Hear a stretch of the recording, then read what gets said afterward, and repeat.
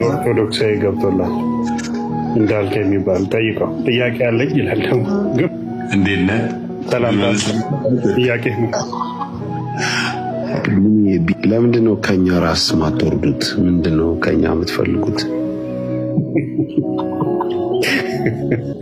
እሺ እኛ ሶስቱ ሽማግሌዎች እኛ ደብቀን ያስቀመጥናቸውን ከየት ነው ያወጣችሁት? እሱ ቤካ ይጠየቅ። እኔ ግን ቤካ ጋር ያለ ስዕል እዚህ ላሊበላ የለም እኮ ከየት ነው የሚያመጣው? እኔ አሁን ወደዚህ በነሳይድ ወደዚህ ወደ ግራ ያለው ትንሽ የማሽሟጠጥ ነገር አለ ፊቱ ላይ።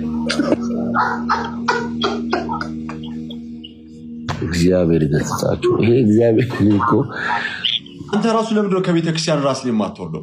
በነገራችን ላይ ሲበዛም በዛ ነው፣ በጣም ያቅለሸልሻል። ተመልከቱ፣ ይህ ሰው ጴንጤ ነው አይደል? እንዳልካቸው ዘነበ ጴንጤ ነህ፣ ፕሮቴስታንት ነህ አይደል? ለምንድነው ኦርቶዶክስ ነኝ ብለህ መገበውስ?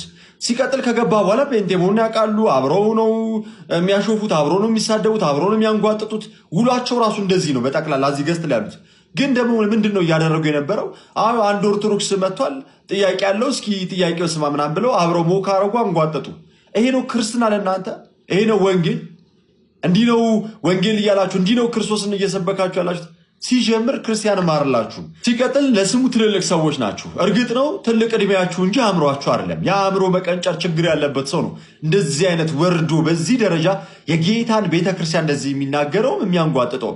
ለነገሩ ከዝንብ ማር አንጠብቅም። ለማንኛውም ይሄ ምናልባት አሁን ያላችሁበት ሰዓት እናንተም ማትጠየቁበት ለእናንተ ሲሆን ፍርድም ሕግም የማይሰራበት ጊዜ ሊሆን ይችላል። ጊዜ ግን ይመጣል። ጭረ ስላሴ ቢያንስ ከ1800 ምናምን ፔጅ በላይ ሊሆን ይችላል። እንደው መጽሐፍ ብቻ እናንብብ ብንል ሃይማኖት አበው ሙሉ የሊቃውንቱ ድርሰት ጭረ ስላሴ ስለሆነ ግን ባጭር ቃል አሁን እዚች ላይ ቃት የፈለኩት ቃል ስጋ ሆነ ለምን አለ? ወልድ ሰው ሆነ ለምን አላለም? ለምሳሌ ወልድ የአካል የተረክቦ ስም ነው። ወልድ የአካል የተረክቦ ስም ነው። ወልድ ሰው ሆነ ቢል ከመለኮት ተለይቶ አካል ብቻ ሰው ሆነ ሊያሰኝበት ነው። ይህም ሳይሆን አንድም ምን ማለት ነው? ቃል ስጋ ሆነ ማለቱ ቅድምና ስላሴን ለማስረዳት ስላሴ ቀዳማዊነታቸውን ከመነቅ ዘእምነቅ ወብርሃን ዘእምብርሃን ወጸዳል እምጸዳል ከብርሃን እንደሚገኝ ብርሃን ከምንጭ እንደሚገኝ ምንጭ ብሎ ሊቁ እንደተናገረ ማለት ነው። ምናቸውን ያስረዳል ከተባለ ቃል ስጋ ሆነ ማለቱ አንድነታቸውን ወይም ቅድምናቸውን ያስረዳል። ቅድምና ስላሴ አብ ከወልድ እንደማይቀድም።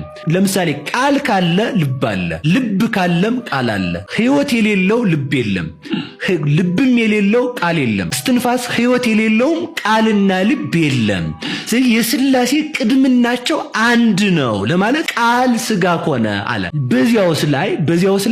በዚያውስ ላይ ይዘነው ምን ሄደው ቃል ስጋ ሆነ። እንደዚያ ከሆነ እንግዳ ቃል ስጋ ሆነ ከማለት ለምን እግዚአብሔር ሰው ሆነ አይልም ቢባል እግዚአብሔር የአንድነት የሶስትነት ስም ነው። እናውቃለን ሁላችንም። አንሰ ሶበ እብል እግዚአብሔር እብል በእንተ አብ ወልድ መንፈስ ቅዱስ። እግዚአብሔር ባልን ጊዜ አብ ብቻ አይደለም፣ ወልድ ብቻ አይደለም፣ መንፈስ ቅዱስ ብቻ አይደለም። እኔ ስለ አብ ስለ ወልድ ስለ መንፈስ ቅዱስ ስላለው እንጂ እንዳለ ሊቁ። ስለዚህ ምንድነው ቃል ስጋ ሆነ ማለቱ አንድነታቸውን ለመግለጽ ነው። የስላሴን አንድነት ይገልጻል። አንድነትን ያስረዳል ስንል አንድነትን የሚያስረዳ እዱ መዝራይቱ የማኑም ይላል። እጁ ክንዱ ቀኙ ቢለው አንድነቱን ያስረዳል ይላሉ ሊቃውንቱ። ይሄ የሚያስረዳው አፍአዊ አንድነትን ነው ተብሏል እኮ። በእጅ የራቀ እንዲያቀርቡበት በወልድ ዓለምን አቅርቧል ብለናል። በእጅ ሀየ እንደሚያደቁበት የዓለምን ጠላት ዲያብሎስን አድቅቆበታል ብለናል። በእጅ የቀረበን እንዲያርቁበት ዲያብሎስን አርቆበታል እኮ ብለናል። ግን ከዚህ የተሻለ ግን ማን ነው ማለት ነው? ቃል የሚለው ነው። ቃል ምንን ያስረዳል ከተባለ አንድነታቸውን ያስረዳል። እንግዲህ አንድነትን የሚያስረዳ እንደዚህ ከሆነ አንድነትን የሚያስረዳ ምክሩ ጥበቡ አይለውም ይላሉ ሊቃውንቱ። ምክርም ያው ምክር ነው፣ ጥበብም ያው አንድነትን የሚያስረዳ ነው። ከዚህ በተሻለ ግን ልብ የመከረው ሕይወት የኖረው የሚገለጠው በቃል ነው ይላል። ቃል የነዚህ ሁሉ መዲናቸው ክበባቸው ነው። ልብ ቢያስብ ፍላጎቱን መግለጥ የሚችለው በቃል ነው። ሕይወትም እስትንፋስ መንፈስ ቅዱስም ቢያስብ መናገር የሚችለው በአካላዊ ቃል በተገናዝቦ በነሲ ነው። በተገናዝቦ ማለት እናመጣዋለን፣ በነሲ ማለትንም እናመጣዋለን። ስለዚህ ምንድነው መንፈስ ቅዱስ የመንፈስ ቅዱስ ሐሳብ የሚገለጠው በወልድ ቃልነት ነው። የአብ ሐሳብ የሚገለጠው በወልድ ቃልነት ነው። ስለዚህ ምንነታቸውን ያስረዳል ሲባል ቃል ማለቱ አንድነታቸውን ያስረዳል። የአብ የመንፈስ ቅዱስ ምክራቸው የተገለጠው በቃል ስለሆነ በዚያውም ላይ ለምሳሌ እንበል ልብ አብ ሰው ይሁን ብንል ልብ አብ ሰው ቢሆን ልብ ይጣራል። እንጣራ በልብ ሳንነጋገር እንጣራ እንጂ መሰማማት ያው ልንጣራር እንጂ ኧረ እንትና እያልኩ ሆነ አሁን እንደዛ ያውስጣ ኧረ እንታ እያልኩ ሊሆን ይችላል ማለት ነው። ግን መጣራት አይችልም። እሺ ትንፋሽ መጣራት ይችላል? ማይሆን ይሄው እየተነፈስኩ ነው እንግዲህ ያስባለሁ። አይችልም። መጣራት የሚችለው ማን ብቻ ነው? ቃል ነው። ስለዚህ የአብና የመንፈስ ቅዱስ ቃላቸው ነው። ማን? ወልድ። ስለዚህ ወልድ ሰው የሆነበት ምክንያት በዚያው አጸናሁት። ወልድ ሰው የሆነበት ምክንያት አብ ሰው ቢሆን የቃልነት ከዊን ያለው እግዚአብሔር ወልድ ስለሆነ መጣራት መስበክ የሚችለው ማስተማር ወደኔ ኑ ብሎ መናገር የሚችለው ወልድ ነው። ያ ማለት ግን አብ ሲናገር ወልድን ጠርቶ ይናገራል ማለታችን አይደለም። አብ ሲናገር ለቃል ቃል የለውም፣ ለልብ ልብ የለውም፣ ለሕይወት ሕይወት የለውም። ቃል ራሱ ቃል ነው አይደል? ለቅባት ቅባት ያስፈልገዋል። ለምሳሌ ሰው ቅባት ከሆነ ራሱ ቅባት ነው። ቅባት የሚያስፈልገው ቅባት ላልሆነ አካል ነው ማለት ነው። ለብርሃን ብርሃን አያስፈልገውም ነው። ለልብ ልብ አያስፈልገውም። በነሲ ለምሳሌ በደንብ እናየው። ክበብ አለ። አሁንም እዛው ጋር ልመለስ። ብርሃን አለ፣ ሙቀት አለ። ክበብ የምታበራው ሙቀት የሚኖረው በማን ልክ ነው? በክበቡ ልክ ነው። ፀሐይ ላብራ ባለች ጊዜ የምታበራው በማን ነው? በብርሃን ነው። ክበብ ደግሞ ልውጣ ባለች ጊዜ ስትወጣ የምትታየው በማን ልክ ነው? በብርሃንና በሙቀት ልክ ነው። አብ ልናገር ባለ ጊዜ የሚናገረው በወልድ ቃልነት ነው። ወልድ ደግሞ የሚያስበው በአብ ልብነት ነው። ተራርቀው አይደለም። ለምሳሌ ብርሃን በመላበት ማን ይመላል? ክበብ። ክበብ በመላበት ማን ይመላል? ሙቀት። ሙቀት በመላበት ማና ማን ይመላሉ? ክበብና ብርሃን። ለምሳሌ ህልዋን በአካላት ይሆሙ እንዘ ይሄሉ ይላል። በየአካላቸው ጸንተው ሳለ በየአካላቸው እንዳሉ በአብ በወልድ ህልው ነው። ነአምን ከመህሉ አብ በወልድ ህልው እንደሆነ እናምናለን። አብ በወልድ ህልው ነው። የተገዳደበ ግን አይደለም። መገዳደብ ለፍጡራን ነው። ለምሳሌ በደንብ እናስተውል። ክበብ ሲመጣ ክበብ እዚህ ቤት ሊገባ ነውና ፀሐይ ብርሃን ወግድ ይላል። ክበብ ሲመጣ ብርሃንን አስወግዱ አይደለም። ክበብ በመላበት ብርሃን እንደሚመላ ብርሃን በመላበት ክበብ እንደሚኖር ህልው እንደሚሆን ግን የተለያየ ነው ከወይኑ። ክበብን ክበብ እንጂ ክበብን ብርሃን አንልም። ብርሃንን ብርሃን እንጂ ብርሃንን ሙቀት አንልም። ከዊን አለ ማለት ነው። በተለየ አካሉ እግዚአብሔር ወልድ በከዊነ ቃልነቱ ቃል ቢሆንም በአብ ደግሞ ህልው ነው። አብ ልናገር ባለ ጊዜ የሚናገረው በወልድ ቃልነት ነው። ወልድ ላስብ ባለ ጊዜ የሚያስበው ናላስብብህ ነው እያለ ሳይሆን እዚያው በሱ ህልው በሆነው በዚያው በአብ ልብነት ነው። አብና ወልድ ደግሞ ሕያው ሆነው የሚኖሩት ውጭ አፍአ ላይ እንደዚህ እኛ እንደምናስበው ውጭ አድርገን እንዳናስበው ነው። ውጭ ላይ መንፈስ ቅዱስ ኖሮ ናልኑርብህ ሕይወት ሆነኝ እያሉ ሳይሆን በእነሱ ህልው በሆነ በራሳቸው በመንፈስ ቅዱስ ሕያው ሆነው ይኖራሉ ማለት ነው። ይሄ ማለት አንድ ልናገር። ለምሳሌ እኔ አሁን ሁላችንም ቃል አለን፣ ልብ አለን፣ እስትንፋስ አለን አይደል? እንናገር ባልን ጊዜ ልባችን ልናገር ሲል አረ ቃል ና ልናገር ብሎ አይጣራም ማለት ነው። እሺ ልባችን በሕይወት ልኑር ባለ ጊዜ አረ ሕይወት ና ልኑርብህ አይልም። ምንድናቸው ማለት ነው? ተገናዝበው ነው የሚኖሩት ማለት ነው። ልብ የተለየ ከዊን ቢኖራትም ልናገር ባለች ጊዜ ግን ቃል የባህሪ ገንዘቧ ስለሆነ ነስታ መናገር ትችላለች ነው። አብ ወልድ የባህሪ ቃሉ ስለሆነ ልናገር ባለ ጊዜ በወልድ ቃልነት ይናገራል። ሃይማኖታችሁን እወቁት። እውነቴን ነው። ከልቡናችሁ መረዳት አለባችሁ። የምታምኑትን ሃይማኖት ጠንቅቃችሁ ማወቅ አለባችሁ። ሃይማኖታዊ ዕውቀትና ሃይማኖታዊ መሰረት ሊኖርን ይገባል። ዝም ብለን የያዝነው ምህላ፣ የያዝነው ጸሎት፣ ያሰርነው መስቀል መሰረቱን ካላወቅነው ነገ እንመጥሰዋለን፣ ነገ እንጥለዋለን። ሳይገባን የያዝነውን ሳይገባን መጣላችን አይቀርም። ገብቶን ነው መከተል ያለብን፣ አውቀን ነው መያዝ ያለብን። ታዲያ ምንድነው? አኮ ህላዌ ዘያስተጋብኦሙ ለአካላት፣ ባህሪ አካላትን አይሰበስባቸውም። አሁን ፀሐይ አለች፣ ብርሃን በሉ በሉ። ሙቀት፣ እሺ። ክበብ፣ እሺ። አሁን የሚሞቃችሁ ምኑ ነው? ሙቀቱ በሉ። እሺ። የሚያበራላችሁሳ እላይ ያለውሳ ምንድን ነው? ክበቡ። አሁን ትሽ ሲሞቃችሁ ሙቀቱ ከእናንተ ሲደርስ አካሉ እዚህ ወርዷል አልወረደም? በሉ ተናገሩኝ። ምኑ ክፍል ነው የመጣው? ሙቀቱ በሉ እንጂ። ሙቀቱ እናንተ ጋር ሲደርስ ላይ ተለይቷል አልተለየም? አልተለየም። ጎበዞች ናቸው። ብርሃኑ እናንተ ጋር ደርሷል አልደረሰም? ብርሃኑ ላይ ተለይቷል አልተለየም? አልተለየም። ስለዚህ አሁን በደንብ ያዛችሁት ማለት ነው። ስለዚህ ብርሃን የተባለ ማን ነው? ወልድ። ወልድ በሉ። ሙቀት የተባለ ማን ነው? መንፈስ ቅዱስ። ክበብ የተባለ ማን ነው? ሁሉም የወጡ ከማን ነው? ከአብ። መንፈስ ቅዱስ ከአብ ምን አለ? ሰረጸ ማለት ወጣ ማለት ነው። ወልድ ከማን ተወለደ? ከአብ። ተለይተዋል አልተለየቱም? እዚህሳ ሁሉም ስለመጡ ይቀላቀላሉ አይቀላቀሉ? ሌላ ነገር ልንገራችሁ። ልብ በሉ። ቃል፣ እስትንፋስ። በጣም ግሩም። እሺ አሁን እኔ ቃል እየተናገርኩ ነው። ቃሌን ብጽፈው ለምሳሌ ጣና ቅዱስ ቂርቆስ የሚል ቃል ወጣኝ። ይሄ ልቤ ውስጥ አለ የለም? በወረቀት ብጽፈው ይጻፋል አይጻፍም? ወረቀት ላይ ስጽፈው ከልቤ ተነጥሏል አልተነጠለም? አልተነጠለም። ወልድ ምንድን ነው? ቃል በሉ እንጂ። ሰው ሲሆን ከአብ ተነጥሏል? በጣም ጥሩ። አሁን እኔ ቃሌ ወጥቶ ወረቀት ላይ ጻፍ፣ ልቤም አብሮ ወጥቶ ወድቋል? ወልድ ሰው ሲሆን አብም ሰው ሆኗል? አልሆነም። ነገር ግን ተመልከቱ። አይ እንግዳማ ተመልከቱ። እሺ መንፈስ ቅዱስም ወልድም ከአብ ከወጡ ሁሉንም ተወለዱ ለምን አንላቸውም?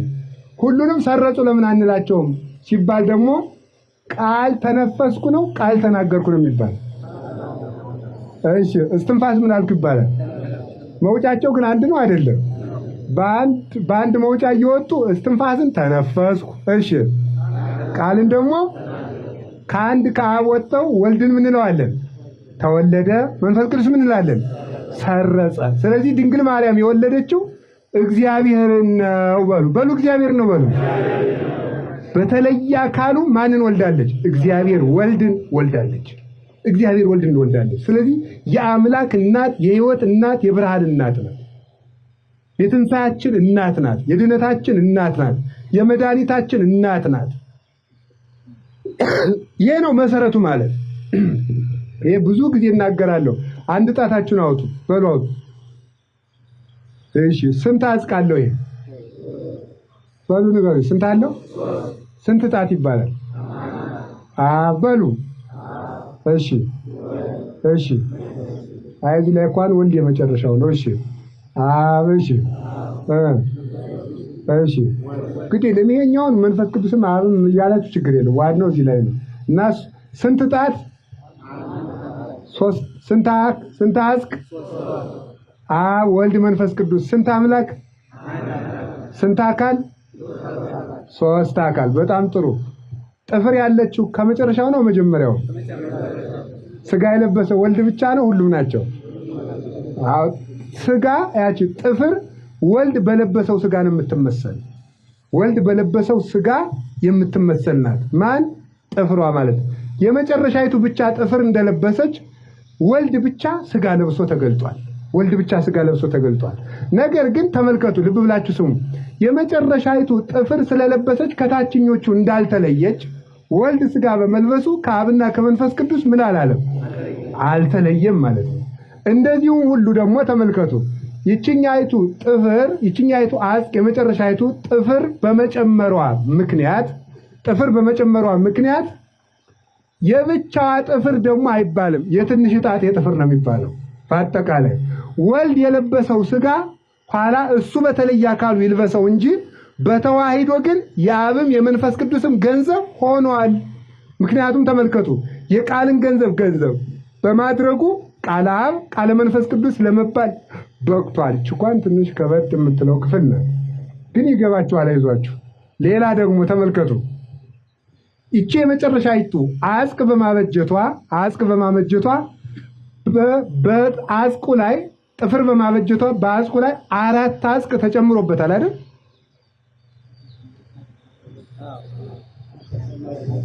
ነገርኝ ከመጨረሻይቱ ላይ ጥፍር በመኖሩ አጽቃችን 4 ሆኗል አይደለም? አልሆነ። ስንት ነው ታዲያ? ወልድ ስጋ በመልበሱ ሥላሴ 4 ሆኗል? አልሆነም። ይሄ እምነታችን ነው። ከዚህ ሃይማኖት አያውጣን እግዚአብሔር። ከዚህ ሃይማኖት አያውጣን። የቅድስት ሥላሴ ትምህርት አጭር ማብራሪያ። የሥላሴን ትምህርት ለመረዳት አስቀድመን ልናስተውላቸው የሚገቡ 2 መሰረታዊ ነገሮች አሉ። የመጀመሪያው ስለ ሥላሴ ስናወራ ስለ አምላክ እንጂ ስለ ሰው አይደለምና ከሰው አንጻር ልንመዝነው አይገባም። ለምሳሌ ይህንን ድምፅ የምትሰማው ወንድሜ አንተ አንድ ሰዋዊ የሆነ ባህሪ አለ፣ እንዲሁ ደግሞ አካልህም አንድ ነው። ሰው እንደመሆነ አንተ አንድ ባህሪ ኖሮ አንድ አካል ስላለ እንዲሁ የግድ እግዚአብሔርም እንዳንተው አንድ ባህሪ ኖሮት አንድ አካል ሊኖረው ይገባል ብለህ ልትወስንለት አትችልም ነው። ስለዚህም ከሰዎች የሚጠበቀው እግዚአብሔር ራሱን በገለጠበት መልኩ አሜን ብሎ መቀበል ብቻ ይሆናል። መሰረቱ እግዚአብሔር ራሱን በምን መልኩ ገለጠ የሚለው ነውና እርሱ ላይ ማተኮር ይገባል ነው። ሁለተኛው መሰረታዊ ነገር ደግሞ ስለ አካልና ስለ ባህሪ ምንነት ማወቅ ነው። አካል ምንድነው? ባህሪስ ምንድነው? አካል ማለት ስጋ ማለት አይደለም። ይልቁንም እኔ የሚል ወይም ማንነት ያለው ሕይወት ያለው እንደማለት ነው። ለምሳሌ አንድ ጥያቄ ልጠይቃችሁ። አሁን እያወራ ያለው ማን ነው? እንግዲህ ጥያቄው ማን የሚል ከሆነ የማንነት ጥያቄ ነውና አሁን እያወራ ያለው አክሊል ነው እንላለን። አንዳችን ከአንዳችን የምንለይበት ይህ ማንነት አካል ይባላል። ባህሪ ደግሞ ያ አካል ምን እንደሆነ የሚለይ ነው። ለምሳሌ አሁን ደግሞ ጥያቄውን እንዲህ ላድርገው። አክሊል ምንድን ነው? ይህ ጥያቄ ምን የሚል ስለሆነ የምንነት ጥያቄ ነው። ስለዚህም አክሊል ሰው ነው። ይህ ምንነት ባህሪ ይባላል። የመጨረሻ አንድ ምሳሌ ልስጣችሁ። ታዲያ ስጠይቃችሁ ለራሳችሁ መልሱ። ወደ ድንግል ማርያም የምስራችን ይዞ የመጣው ማን ነው? ገብርኤል ማለታችሁ መቼስ የማይቀር ነው። ይህንን ያዙትና ጥያቄውን አሁን ደግሞ እንዲህ ላድርገው። ወደ ድንግል ማርያም የምስራችን ይዞ የመጣው ምንድን ነው? መልአክ እንደምትሉኝ አልጠራጠርም። ስለዚህም ማን ብዬ ስጠይቃችሁ ከሚካኤልና ከሌሎች መላእክት ለይታችሁ ገብርኤል በማለት አካሉን ስታመለክቱኝ፣ ምን ብዬ ስጠይቃችሁ ግን ባህሪውን በማሳየት መልአክ አላችሁኝ። ስለ አካልና ባህሪ ይህንን ያዙና በሥላሴ እናምናለን ስንል ምን እያልን እንደሆነ ወደ መመልከቱ እንለፍ። ነገሩ እንዲህ ነው። ሁሉን የፈጠረ አንድ አምላክ በሚሆን በእግዚአብሔር አብ እናምናለን። ይህ አንዱ አምላክ አብ አካል ወይም ማንነት አለው። ማን ነው ተብሎ ሲጠየቅ አብ ነው እንላለን። ታዲያ ግን ይህ አብ አካል ብቻ ሳይሆን ባህሪ ወይም ምንነትም ደግሞ አለው። ይህንን ትልቅ ክብ እስቲ የአብ ባህሪ እንደሆነ እናስብ። ይህንን ባህሪ ብዙውን ጊዜ መለኮት ወይም በእንግሊዝኛው ጋር ሄድ ይሉታል። ስለዚህም ይህ ባህሪ የአብ ምንነቱ ነው። አብ እውነተኛ አምላክ ነው። ይህ አብ ደግሞ ከዘላለሙም የሚወልደው ልጅ አለው። ልጅ ማለትም ወልድ ወይም ደግሞ ቃል ይባላል። ለምሳሌ የእኔ ቃል የሚወጣው ከእኔ እንደሆነ ሁሉ የአብ ቃልም ማንነት ያለው ሆኖ ከአብ ይወጣልና አካላዊ ቃሉ እንደመሆኑ ልጁ ይባላል። ያወጣጡ ወይም ውልደቱ ደግሞ ከዘላለሙም ከአብ ጋር ባለመቀዳደም ነውና ዓለም ሳይፈጠር ከአብ ጋር በነበረ አንድ የአብ ልጅ በሚሆን በወልድ እናምናለን እንላለን። ወልድ አካል አለው ካልን ማን ብለን ስንጠይቅ ከአብ ለይተን ወልድ ብለን እንናገርለታለን ማለት ነው። ስለዚህም በአካሉ ወልድ ከአብ ልዩ ነው። ታዲያ ግን ወልድ ከአብ ሲወለድ የራሱ ሌላ አካል ያለው ቢሆንም ባህሪ ላይ ግን የአብ ባህሪ ወይም መለኮት የራሱ የወልድም ነው። ስለዚህ ወልድ ሁለተኛ አካል ነው እንጂ ሁለተኛ መለኮት የለውም። የራሱን የአብን መለኮት ሙሉ በሙሉ ባለመከፈል ይጋራል። ስለዚህ የአብ ምንነትና የወልድ ምንነት ከባህሪ አንጻር አንድ ነው። አብ እውነተኛ አምላክ ከሆነ ወልድም እውነተኛ አምላክ ነው። ምክንያቱም ሁለቱም አካላት ጋር ያለው ባህሪ ወይም መለኮት ተመሳሳይ ወይም አንድ ነውና። ስለዚህም ወልድ እውነተኛ አምላክ ከሆነው ከአብ የተገኘ እውነተኛ አምላክ ነው። በመንፈስ ቅዱስም እናምናለን፣ እርሱም ጌታ ሕይወትን የሚሰጥ ከዘላለሙም ከአብ የሚወጣ ነው። ከአብ ሲወጣም እንደ ወልድ የራሱ ሌላ የሆነ አካልን ይዞ የሚወጣ ቢሆንም ባህሪው ግን የራሱን የአብን ባህሪ ገንዘብ የሚያደርግ ነው። ይህ ማለት የአብ እና የወልድ መለኮት የመንፈስ ቅዱስም ያው ራሱ መለኮት ነው። ስለዚህም ከአብና ከወልድ ጋር በአንድነት እንሰግድለታለን፣ እናመሰግነዋለን። ስናጠቃልለው ስለ አካል ስናወራ እነዚህ ሦስቱ አካላት አንዳቸው አንዳቸውን አይደሉም። ስለ መለኮት ወይም ስለ ባህሪ ግን ስናወራ አንድ መለኮት ብቻ ያለ ሲሆን ይህ መለኮት ደግሞ ያለ መከፋፈል በምልአት የሦስቱም አካላት በመሆኑ ይህ መለኮት የወለደም የተወለደም የሰረጸም አይደለም። ይልቁንም ሦስቱንም ልዩ አካላት አንድ የሚያደርጋቸው ባህሪ ነው። እነዚህ ሦስቱም አካላት አምላክ አምላክ አምላክ ተብለው መጠራታቸውም ከዚሁ በሦስቱም ከሚኖረው አንዱ ባህሪ የተነሳ ነውና ሦስት አማልክት ሳይሆን አንድ አምላክ እንዳለ ደግሞ እንመሰክራለን። የአካላትን ልዩነት ለባህሪ መስጠት ወደ ሦስት ምንነት በማምራት ሦስት የተለያዩ አማልክት እምነት ውስጥ የሚያስገባ ስለሆነ ልባም ሰው ጥንቃቄ ያደርጋል። የእግዚአብሔር አብ ፍቅር፣ የወልድ ጸጋ፣ የመንፈስ ቅዱስ ኅብረት ከሁላችን ጋር ይሁን። ይቆየን።